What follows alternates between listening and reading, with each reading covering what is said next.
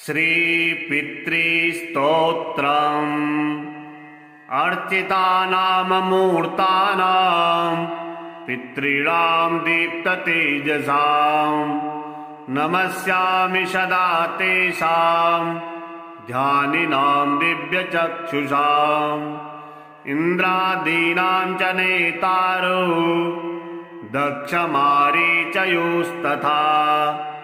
सप्तर्षीणां तथान्येषां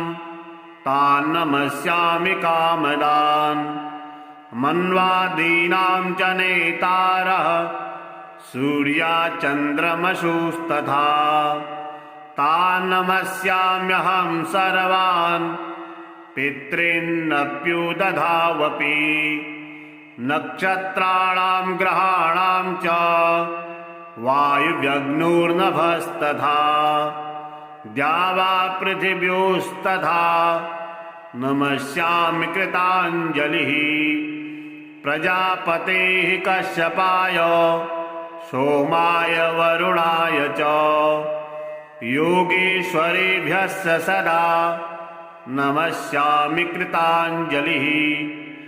नमो गणेभ्यः सप्तभ्यश्च तथा लोकेषु सप्तसु स्वायंभुवे नमस्यामि ब्रह्मणे योगचक्षुषे सोमधारान् पितृगणान् योगमूर्तिर्धरास्तथा नमस्यामि तथा सोमं पितरं जगतामहम् अग्निरूपास्तथैवान्यान् नमस्यामि पितॄन्नहम् अग्निसोममयं विश्वं यद एतदशेषतः ये च तेजस ये चैते सोमसूर्याग्निमूर्तयः जगत्स्वरूपिणश्चैव तथा ब्रह्मस्वरूपिणः तेभ्योऽखिलेभ्यो योगिभ्यः पितृभ्यो यतमानसः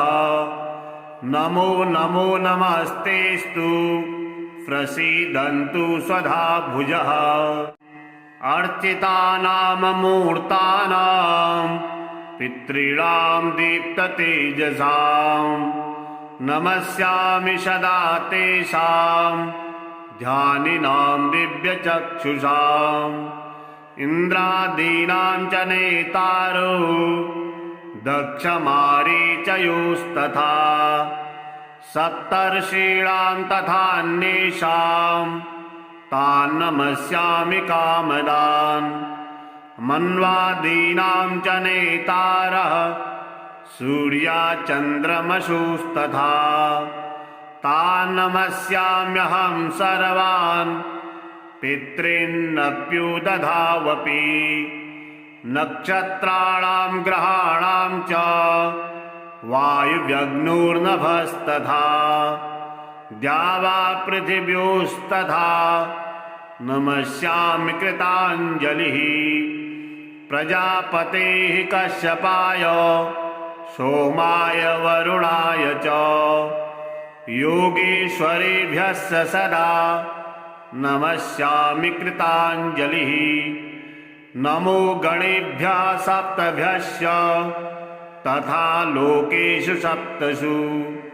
स्वायंभुवे नमस्यामि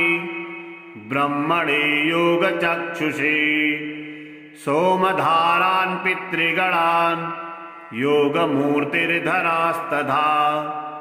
नमस्यामि तथा सोमं पितरं जगतामहम् अग्निरूपास्तथैवान्यान् नमस्यामि पितॄन्नहम् अग्निसोममयं विश्वं यद एतदशेषतः ये च तेजस ये चैते सोमसूर्याग्निमूर्तयः जगत्स्वरूपिणश्चैव तथा ब्रह्मस्वरूपिणः तेभ्योऽखिलेभ्यो योगिभ्यः पितृभ्यो यतमानसः नमो नमो नमस्तेस्तु प्रसीदन्तु स्वधा भुजः अर्चितानाममूर्तानां पितॄणां दीप्ततेजसां नमस्यामि सदा तेषां ध्यानिनां दिव्यचक्षुषाम् इन्द्रादीनां च नेतारो दक्षमारीचयोस्तथा सप्तर्षीणां तथान्येषां तान् नमस्यामि कामदान् मन्वादीनां च नेतारः सूर्याचन्द्रमसुस्तथा तान् नमस्याम्यहं सर्वान् पितॄन्नप्युदधावपि नक्षत्राणां ग्रहाणां च वायुव्यग्निर्नभस्तथा द्यावा पृथिव्योस्तथा नमस्यामि कृताञ्जलिः प्रजापतेः कश्यपाय सोमाय वरुणाय च योगेश्वरेभ्यश्च सदा नमस्यामि कृताञ्जलिः नमो गणेभ्यः सप्तभ्यश्च तथा लोकेषु सप्तसु स्वायंभुवे नमस्यामि ब्रह्मणे योगचक्षुषे सोमधारान् पितृगणान् योगमूर्तिर्धरास्तथा नमस्यामि तथा सोमं पितरं जगतामहम् अग्निरूपास्तथैवान्यान् नमस्यामि पितॄन्नहम् अग्निसोममयं विश्वं यत एतदशेषतः ये च तेजस ये चैते सोमसूर्याग्निमूर्तयः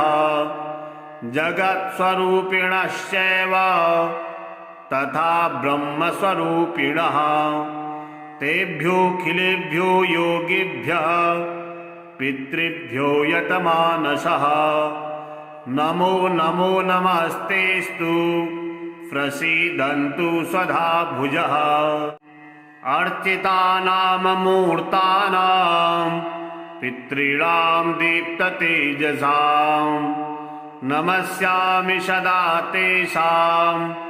ध्यानिनां दिव्यचक्षुषाम् इन्द्रादीनां च नेतारो दक्षमारीचयोस्तथा सप्तर्षीणां तथान्येषां तान् नमस्यामि कामदान् मन्वादीनां च नेतारः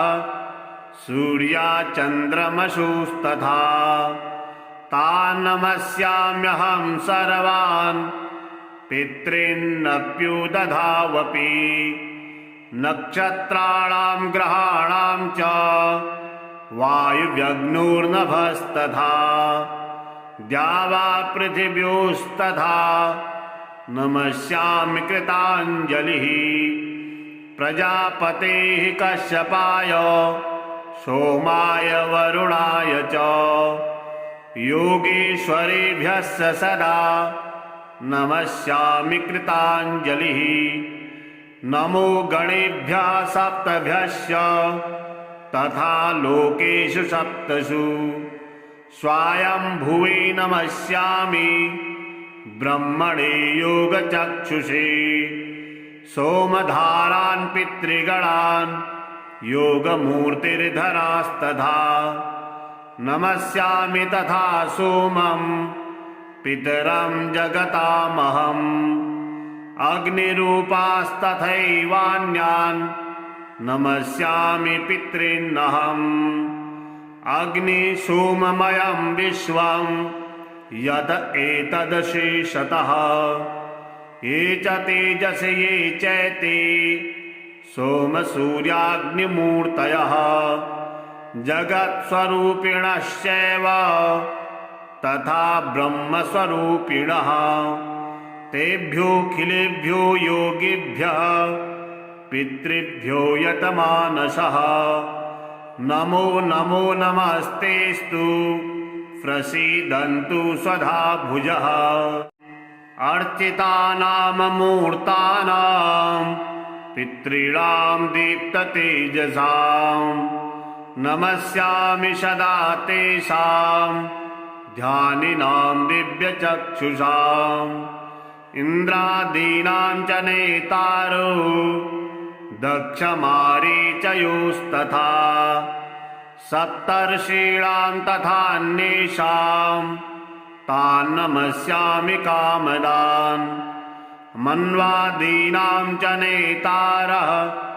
सूर्याचन्द्रमसुस्तथा तान् नमस्याम्यहं सर्वान् पितॄन्नप्युदधावपि नक्षत्राणां ग्रहाणां च वायुव्यग्निर्नभस्तथा द्यावा पृथिव्योस्तथा नमस्यामि कृताञ्जलिः प्रजापतेः कश्यपाय सोमाय वरुणाय च योगेश्वरेभ्यश्च सदा नमस्यामि कृताञ्जलिः नमो गणेभ्यः सप्तभ्यश्च तथा लोकेषु सप्तसु स्वायंभुवे नमस्यामि ब्रह्मणे योगचक्षुषे सोमधारान् पितृगणान् योगमूर्तिर्धरास्तथा नमस्यामि तथा सोमं पितरं जगतामहम् अग्निरूपास्तथैवान्यान् नमस्यामि पितॄन्नहम् अग्निसोममयं विश्वं यद एतदशेषतः ये च तेजस ये चैते सोमसूर्याग्निमूर्तयः जगत्स्वरूपिणश्चैव तथा ब्रह्मस्वरूपिणः तेभ्योऽखिलेभ्यो योगिभ्यः पितृभ्यो यतमानसः नमो नमो नमस्तेस्तु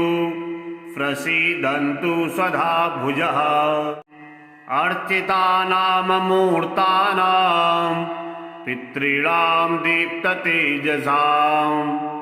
नमस्यामि सदा तेषां ध्यानिनां दिव्यचक्षुषाम् इन्द्रादीनां च नेतारो दक्षमारीचयोस्तथा सप्तर्षीणां तथान्येषां तान् नमस्यामि कामदान् मन्वादीनां च नेतारः सूर्याचन्द्रमसुस्तथा तान् नमस्याम्यहं सर्वान् पितॄन्नप्युदधावपि नक्षत्राणां ग्रहाणां च वायुव्यग्निर्नभस्तथा द्यावा पृथिव्योस्तथा नमस्यामि कृताञ्जलिः प्रजापतेः कश्यपाय सोमाय वरुणाय च योगेश्वरेभ्यश्च सदा नमस्यामि कृताञ्जलिः नमो गणेभ्यः सप्तभ्यश्च तथा लोकेषु सप्तसु स्वायंभुवे नमस्यामि ब्रह्मणे योगचक्षुषे सोमधारान् पितृगणान् योगमूर्तिर्धरास्तथा नमस्यामि तथा सोमं पितरं जगतामहम् अग्निरूपास्तथैवान्यान् नमस्यामि पितॄन्नहम् अग्निसोममयं विश्वं यद एतदशेषतः ये च तेजस ये चैते सोमसूर्याग्निमूर्तयः जगत्स्वरूपिणश्चैव तथा ब्रह्मस्वरूपिणः तेभ्योऽखिलेभ्यो योगिभ्यः पितृभ्यो यतमानसः नमो नमो नमस्तेस्तु प्रसीदन्तु स्वधा भुजः अर्चितानाममूर्तानां पितॄणां दीप्ततेजसां नमस्यामि सदा तेषां ध्यानिनां दिव्यचक्षुषाम् इन्द्रादीनां च नेतारो दक्षमारीचयोस्तथा सप्तर्षीणां तथान्येषां तान् नमस्यामि कामदान् मन्वादीनां च नेतारः सूर्याचन्द्रमसुस्तथा तान् नमस्याम्यहं सर्वान् पितॄन्नप्युदधावपि नक्षत्राणां ग्रहाणां च वायुव्यग्निर्नभस्तथा द्यावा पृथिव्योस्तथा नमस्यामि कृताञ्जलिः प्रजापतेः कश्यपाय सोमाय वरुणाय च योगेश्वरेभ्यश्च सदा नमस्यामि कृताञ्जलिः नमो गणेभ्यः सप्तभ्यश्च तथा लोकेषु सप्तसु स्वायंभुवे नमस्यामि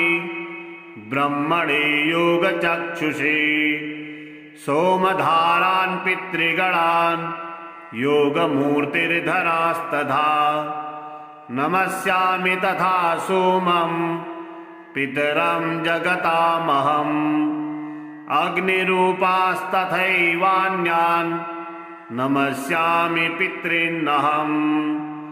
अग्निसोममयं विश्वं यत् एतदशेषतः ये च तेजस ये चैते सोमसूर्याग्निमूर्तयः जगत्स्वरूपिणश्चैव तथा ब्रह्मस्वरूपिणः तेभ्योऽखिलेभ्यो योगिभ्यः पितृभ्यो यतमानसः नमो नमो नमस्तेस्तु प्रसीदन्तु स्वधा भुजः अर्चितानाममूर्तानां पितॄणां दीप्ततेजसां नमस्यामि सदा तेषां ध्यानिनां दिव्यचक्षुषाम् इन्द्रादीनां च नेतारो दक्षमारीचयोस्तथा सप्तर्षीणां तथान्येषां तान् नमस्यामि कामदान् मन्वादीनां च नेतारः सूर्याचन्द्रमसुस्तथा तान् नमस्याम्यहं सर्वान् पितॄन्नप्युदधावपि नक्षत्राणां ग्रहाणां च वायुव्यग्निर्नभस्तथा द्यावा पृथिव्योस्तथा नमस्यामि कृताञ्जलिः प्रजापतेः कश्यपाय सोमाय वरुणाय च योगेश्वरेभ्यश्च सदा नमस्यामि कृताञ्जलिः नमो गणेभ्यः सप्तभ्यश्च तथा लोकेषु सप्तसु स्वायंभुवे नमस्यामि ब्रह्मणे योगचक्षुषे सोमधारान् पितृगणान् योगमूर्तिर्धरास्तथा नमस्यामि तथा सोमं पितरं जगतामहम् अग्निरूपास्तथैवान्यान्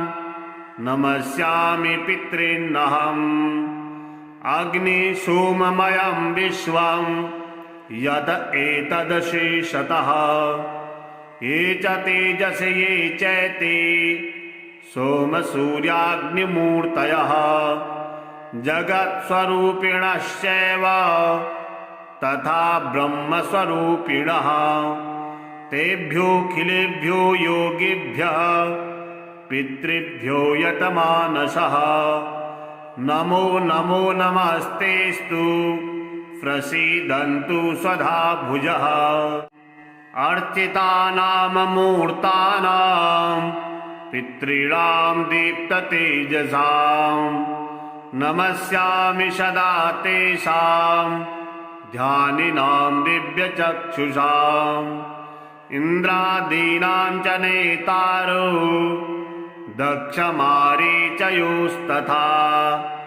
सप्तर्षीणां तथान्येषां तान् नमस्यामि कामदान् मन्वादीनां च नेतारः सूर्याचन्द्रमसुस्तथा तान् नमस्याम्यहं सर्वान् पितॄन्नप्युदधावपि नक्षत्राणां ग्रहाणां च वायुव्यग्निर्नभस्तथा द्यावा पृथिव्योस्तथा नमस्यामि कृताञ्जलिः प्रजापतेः कश्यपाय सोमाय वरुणाय च योगेश्वरेभ्यः सदा नमस्यामि कृताञ्जलिः नमो गणेभ्यः सप्तभ्यश्च तथा लोकेषु सप्तसु स्वायंभुवे नमस्यामि ब्रह्मणे योगचक्षुषे सोमधारान् पितृगणान् योगमूर्तिर्धरास्तथा नमस्यामि तथा सोमं पितरं जगतामहम् अग्निरूपास्तथैवान्यान् नमस्यामि पितॄन्नहम् अग्निसोममयं विश्वं यत एतदशेषतः ये च तेजस ये चैते सोमसूर्याग्निमूर्तयः जगत्स्वरूपिणश्चैव तथा ब्रह्मस्वरूपिणः तेभ्योऽखिलेभ्यो योगिभ्यः पितृभ्यो यतमानसः नमो नमो नमस्तेस्तु प्रसीदन्तु स्वधा भुजः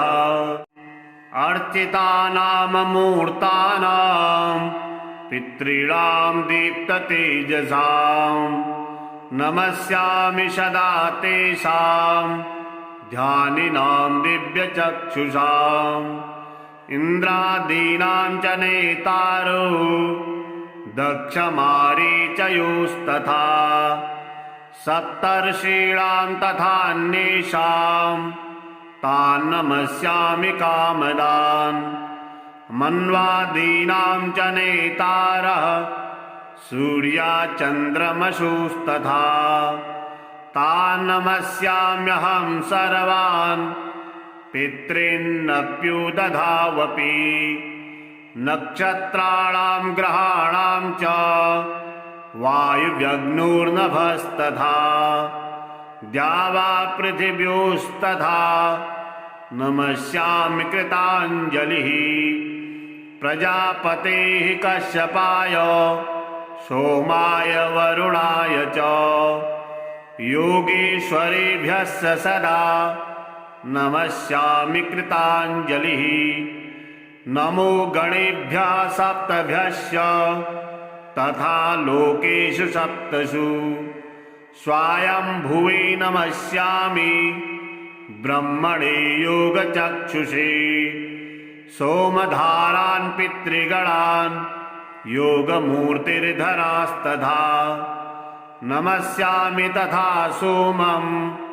पितरं जगतामहम् अग्निरूपास्तथैवान्यान् नमस्यामि पितॄन्नहम् अग्निसोममयं विश्वं यत एतदशेषतः ये च तेजस ये चैते सोमसूर्याग्निमूर्तयः जगत्स्वरूपिणश्चैव तथा ब्रह्मस्वरूपिणः तेभ्योऽखिलेभ्यो योगिभ्यः पितृभ्यो यतमानसः नमो नमो नमस्तेस्तु प्रसीदन्तु स्वधा भुजः अर्चितानाममूर्तानां पितॄणां दीप्ततेजसां नमस्यामि सदा तेषां ध्यानिनां दिव्यचक्षुषाम् इन्द्रादीनां च नेतारो दक्षमारीचयोस्तथा सप्तर्षीणां तथान्येषां तान् नमस्यामि कामदान् मन्वादीनां च नेतारः सूर्याचन्द्रमसुस्तथा तान् नमस्याम्यहं सर्वान् पितॄन्नप्युदधावपि नक्षत्राणां ग्रहाणां च वायुव्यग्निर्नभस्तथा द्यावा पृथिव्योस्तथा नमस्यामि कृताञ्जलिः प्रजापतेः कश्यपाय सोमाय वरुणाय च योगेश्वरेभ्यश्च सदा नमस्यामि कृताञ्जलिः नमो गणेभ्यः सप्तभ्यश्च तथा लोकेषु सप्तसु स्वायंभुवे नमस्यामि ब्रह्मणे योगचक्षुषे सोमधारान् पितृगणान् योगमूर्तिर्धरास्तथा नमस्यामि तथा सोमं पितरं जगतामहम् अग्निरूपास्तथैवान्यान् नमस्यामि पितॄन्नहम् अग्निसोममयं विश्वं यद एतदशेषतः ये च तेजस ये चैते सोमसूर्याग्निमूर्तयः जगत्स्वरूपिणश्चैव तथा ब्रह्मस्वरूपिणः तेभ्योऽखिलेभ्यो योगिभ्यः पितृभ्यो यतमानसः नमो नमो नमस्तेस्तु प्रसीदन्तु स्वधा भुजः।